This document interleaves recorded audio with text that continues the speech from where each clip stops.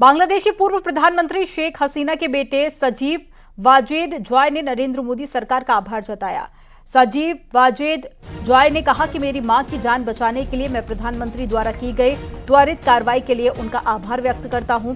एक video message में उन्होंने कहा है कि भारत सरकार को मेरा संदेश, मेरी मां की जान बचाने के लिए प्रधानमंत्री मोदी की सरकार द्वारा की गई त्वरित कार्रवाई के लिए उनका व्यक्तिगत आभारी हूं।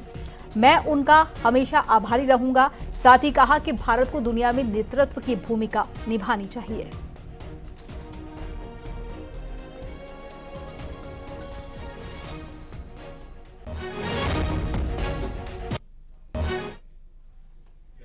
Prime Minister Modi also, when he spoke to Muhammad Yunus, he did mention about to save Hindus as well, which are being attacked there in Bangladesh. Your views on that, sir? That is inevitable. There, in the history of Bangladesh, there has been one government and one government only that has proven itself to keep the minorities of Bangladesh safe and keep Bangladesh safe from all militancy and violence. That was Sheikh Hasina. That was the Awami League. This is proven record in history. No one can argue that.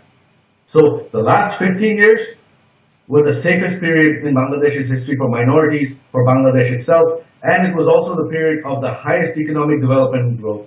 Even those who are criticizing Sheikh Hasina cannot deny it. So right now, is this non-elected government that does not have the support of almost the entire population of Bangladesh, that has no popular mandate? Are they going to be able to keep the minorities safe? You are already seeing the results. The minorities are trying to flee the country. I am worried about them. From the Awami League, I want to do what I can to keep the minorities safe, to restore law and order to Bangladesh, to bring back democracy. That is our goal.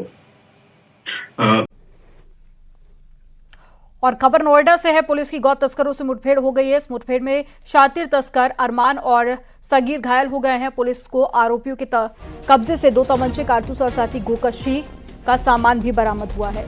थाना जाड़सा क्षेत्र का मामला है।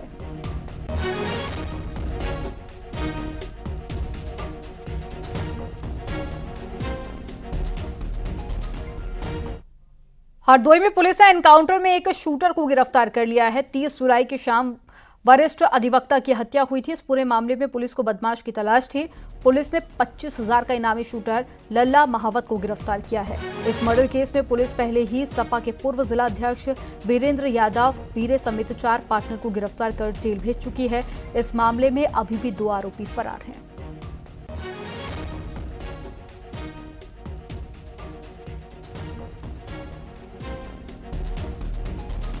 और जालौन में बदमाशों की gang से पुलिस की मुठभेड़ हो गई। मामला कालपी कोतवाली क्षेत्र के मगरोल रोड का है। पुलिस ने 4 बदमाशों को गिरफ्तार किया है। गिरफ्तार बदमाश लूट की वारदातों में शामिल थे। पुलिस ने बदमाश के पास से एक पिस्टल, कारतूस, बुलेरो कार, मोटरसाइकिल बरामद की है।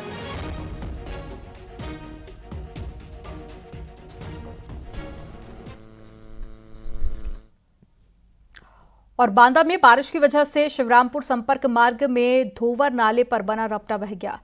एसपी के राष्ट्रीय महासचिव विशंबर निषाद ने दौरा किया और इसको लेकर डीएम से शिकायत भी की है। लोगों को भारी परेशानी हो रही है। विशंबर निषाद ने जल्द निर्माण की मांग भी की है। तुरंत कार्रवाई कराते हैं, आज ही कार्रवाई कराते हैं, जल्दी बनवाएंगे। हम लोगों की सड़क बनवाई, हम लोगों के रास्ता बनवाए, हम लोगों के रास्ता बनवाई। सही है। उस पार खड़े हैं। उस पार मुख्यमंत्री योगी आदित्यनाथ गोरखपुर में है। आज सुबह सीएम योगी ने जनता दर्शन में लोगों की समस्याओं को सुना। जनता दर्शन में दूर दूर से लोग अपनी समस्याओं को लेकर गोरखपुर पहुंचे और सीएम योगी ने लोगों की समस्याओं को जाना, अधिकारियों को निर्देश भी दिए। तस्वीरें आपको दिखा रहे हैं गोरखपुर से। ये तस्वीरें जहां पर मुख्यमंत्री जनता दर्शन कार्यक्रम में पहुंचे, लोगों की समस्याओं को जाना और अधिकारियों को तुरंत समाधान के निर्देश भी दिए।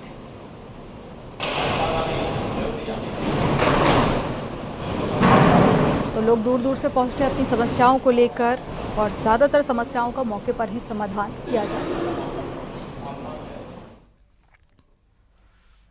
सीएम योगी आज अयोध्या के दौरे पर रहेंगे। मिल्कीपुर के फार्मेसी कॉलेज में भगवान राम की प्रतिमा का अनावरण करेंगे।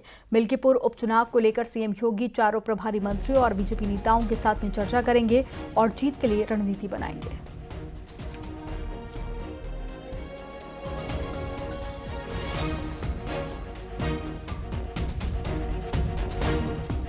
उपचुनाव को लेकर बीजेपी ने बड़ी तैयारी की है। बीजेपी के बड़े नेता आज दौरे पर रहेंगे और महामंत्री संगठन धर्मपाल गाजियाबाद के खैर पहुंचेंगे।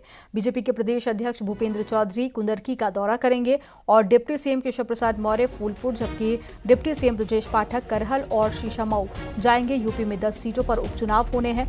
खबर है कि बीजेपी 9 सीटों पर चुनाव लड़ेगी, 1 सीट पर आरएलडी चुनाव लड़ेगी।